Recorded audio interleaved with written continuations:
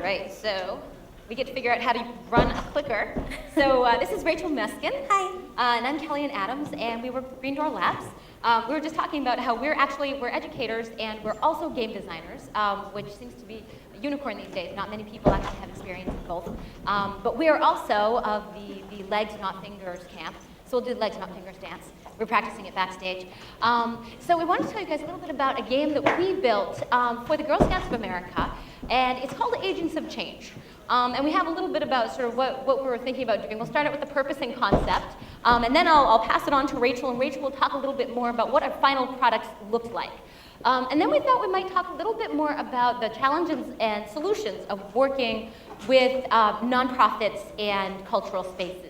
Because there are a lot of challenges for working with nonprofits and cultural spaces that you might not be expecting. And then we said questions and answers. We didn't know this wasn't really a question and answer space. But you can still ask them for something, so we'll see. All right, so see how we do. Click. Oh, look at that. Okay, so we have the very, very texty PowerPoint. But we wanted to tell you a little bit about who we are and why we do what we do. So our company is called Green Door Labs, and we call it Green Door Labs because of our absolutely favorite story in the world by O. Henry called The Green Door. And The Green Door is all about this extremely kind of dull life that this piano salesman lives, and he decides that he is going to live a life where he seeks adventure around every corner. So it doesn't matter what he does, he's going to find adventure in it. And so he's walking along the street and somebody hands him a card, and the card says The Green Door. So what do you do when someone hands you a card that says The Green Door, right? You're going to find a green door. So this guy goes out and he decides he's going to find the green door, and adventure ensues. And the idea is that if you look for adventure, you will find it. And then that is sort of that's the big picture, but the smaller picture is really framing real life so that adventures happen. And so, in fact, this is not a new concept. It's been mentioned many times today, but maybe not in these terms. So for instance, the framing of real life is exactly what happened in Super Better, Jane McGonigal's game. Same thing that happened in I'm going to forget the name of it. Remission. That's a situation where there's real life, and real life kind of is what it is, but they overlaid goals and a storyline and allies and a different language and maybe some art. And all of a sudden, your regular life that you're living is really kind of awesome. And that's what we tried to do with this. We tried to connect the physical space to the online space as well, to give people sort of a framework for people to talk to strangers about art, about culture, because it's kind of weird to talk to a total stranger about, how you felt about that Picasso.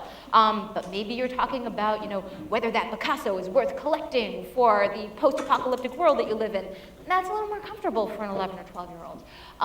And like I said, we're trying to find a way to have real learning happen.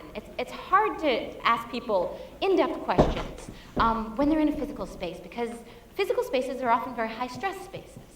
Especially cultural spaces. And so you go into a museum, sometimes you've got your kids with you, sometimes you've got more family with you, lots of people around, lots of sort of things happening, all these gorgeous things on the wall. You're supposed to know all of this. There's art, it's valuable, you don't know why.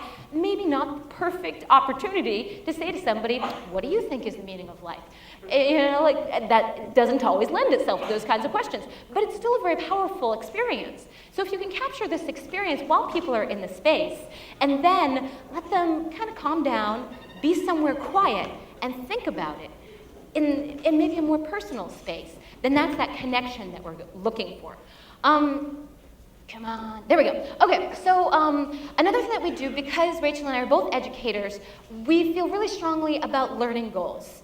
And I said SWOT rather than, which just says that I've been doing a lot more about business than education these days. But two things, through lines, your big ideas, what you're trying to accomplish, and also it's students will be able to. So it's SWABAT, something like that, right? So what do I want them to be able to do at the end of this game? Because we work with educators and we work with museums, and you can't just be like, you know, oh, well, they're gonna have fun and it's gonna be nice and they're gonna go through spaces and they'll feel better. We really need to have some deliverables. And so for us, the deliverables for this game, we had museum labels who wanted to know how to identify and interpret them. We wanted you to see museum objects in a different way, hopefully in a way that was noticeable and that we could record. Labeling and categorizing, explaining in real words on a forum why they think their choices are important. You know, verbalize what you're thinking. And again, like that social piece where they discuss and persuade other girls. So these were our really clear learning goals. And so I'll pass it over to Rachel. This is what our game finally looked like when all was said and done. There you go.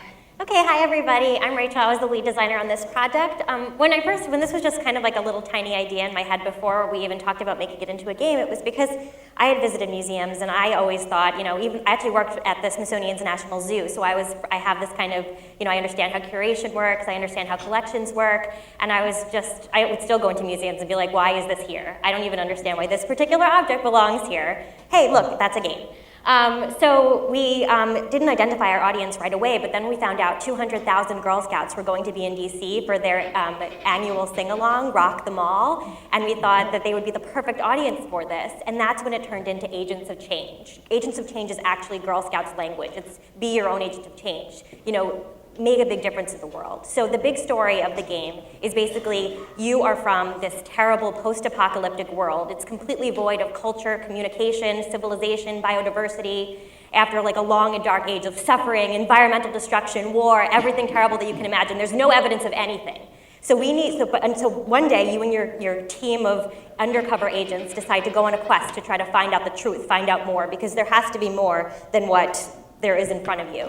So you and your friends go on a quest, you discover a box of futuristic looking devices called smartphones, and these are preloaded with apps, whatever that is, to enable you to collect information, communicate, check the weather, and guess what? Travel through time. So basically that's how we framed this gameplay. We said you are from the future, you are a traveling agent, you need to go back to the 21st century, DC, visit all of these amazing cultural spaces, and collect items to bring back with you to improve your time. So learn from the 21st century successes, learn from their failures, study civilization, make sure to blend in, don't let anybody know you're a time traveler, and figure out what are the most important things about this society that can help improve our own. There were 2 platforms for the game because, as Kellian was saying, we wanted a way to kind of bridge the in-person space with the kind of learning goals. So while they were there, we told them they can play via the app, or they could actually just take pictures using their digital cameras, and that's how they would curate and collect objects. Then when they would go back online later, discuss with other Girl Scouts, and actually curate, actually vote, and decide which items had the most importance, because we didn't want to overwhelm the time circuits, of course. So the girls were only able to pick items from each of set categories that we decided, whether it be the environment, biodiversity, or communication, buildings, structures, things like that. Oh. Sorry. Kellian, which button is it? The top one. I think it's this guy. Oh, there we go. You got it. One more. Yeah. So this is the this is the world that the girls came up with. So let me skip ahead for a second, actually. So this is the landing page. So we had a trailer video that summed up the narrative, and then we had them log in. It was actually a really high barrier to entry. We asked the girls to have a secret passcode because we were really concerned about privacy policy when we were working with 12 to 14-year-olds. So we gave their troop leaders a secret password and like a troop leader guide to kind of help guide them through their experience. And so they had to log in through that information. We had 3,000 hits to this website, but we actually only had like 400 and some registrants. So that's something we're in the process of evaluating. Okay, so this is what they would see. They would see a little bit of what to do. There were 3 tabs, collect, discuss, and so this is the discussion tab. We broke it out into categories, and we had them kind of talk about pre-trip, what they would want to collect, and then within each of the categories, we had them talk about, what do you think would be like a great evidence of, what's a great tool for enhancing our environment and biodiversity? Do you think it's pandas, or do you think it's a pollinator, like a butterfly? This is the voting screen, so you can see what some of the items for the environment had. We had butterflies, bees, and gardens as our top runners. And this is what they came up with. This is their Girltopia. We actually did end up with pandas, which we're going to have to tell them after the fact is not very sustainable. We're going to have to say, oh, the pandas ate all the vegetation and then they couldn't reproduce. We have Whoops. dead pandas, we have grounded planes. Yeah, so I mean, that don't run. Exactly. So, you know, and we wanted to give them this freedom to paint this world in a way that they thought was going to be the best. We tried to give them tools. We had transmissions from places like the National Archives. If we ran this longer term, we'd try to have more transmissions from places like the zoo, where we would actually have a biologist go on and say, it's great that you guys love pandas, I love them too, but guess what, they don't contribute to the ecosystem. We would be very popular. So these are some of the things that were difficult for us. I mean, this is probably, a lot of you are from working with, for, or as a nonprofit. You understand, you know, there's never enough funding, time, people, or, you know, but there's always a lot of passion. But I mean, I think that the story is everything. That's a very personal note. Like, I think you have a good idea, and it's that basically a paragraph. This started off as a paragraph of a narrative. And if you're passionate about it and you get the right people on board, friends are going to want to help you. Everybody, we had the most wonderful illustrator that you saw from the last image. You know, people love supporting projects like this if you just have the passion and the experience. Something I want to throw in there too, expect a lot of legal constraints with museums. So sometimes you can take pictures of their stuff, sometimes you can't, sometimes you can use their names, sometimes you can't. It's enough to just make any regular person cry because you just want to get this really awesome game out there. But really the way around it is make sure that you have a lot of allies within the museum. Because we had things that just, you know, were ready to crumble a million times. And then we turned to all the people that we're working with in the museums that really believe in what we're doing. And they went and they fought with their legal teams. And they were like, we want this, make it happen, you know, and it did. And so that was a really important lesson for us, you know, like don't just have your contact, know everybody, because you're gonna need them, because it really takes a village to make games like this work. Well, and if you're working for an institution that's not just one museum, one building, we're working with the Smithsonian and several other museums in DC. And it's virtually impossible to get, because they all have their own missions and their own goals and their own red tape. And so if you're working with a large body of institutions like that, it's really important to take a step outside of them. If you're trying to go through each individual museum, it's not going to work. You know, even though I worked at the zoo, after I left the zoo, I still had trouble getting somebody there to sign on. So it's important to kind of take a step back and say, we're still going to build it with the zoo. The zoo's still going to be an important part of it. We just wanted to let you know this is what's happening. When you're waiting for people to always sign off, as long as they approve of the content and everything, you're fine. Right.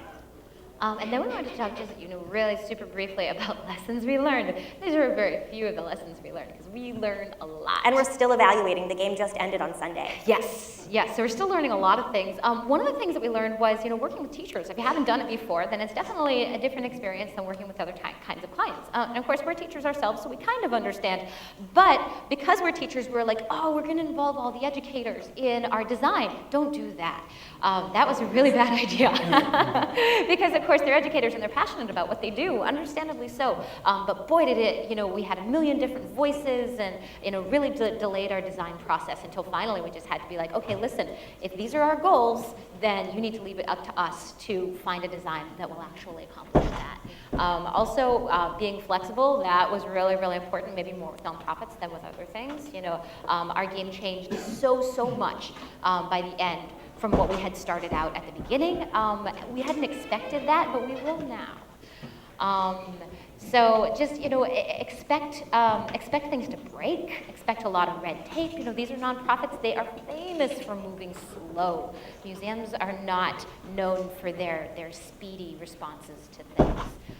But we love them, so don't panic. We do. We love them. It's worth it. It's all worth it in the end. Yeah. So definitely, like, don't panic. There are plenty of reasons too. But museums, they'll always come around. So yeah. So that's pretty much That's it. where you can contact us, and we hope that everybody's building amazing things out there. And if you want to talk to us, come find us. Thanks. Yes, indeed. Thank you.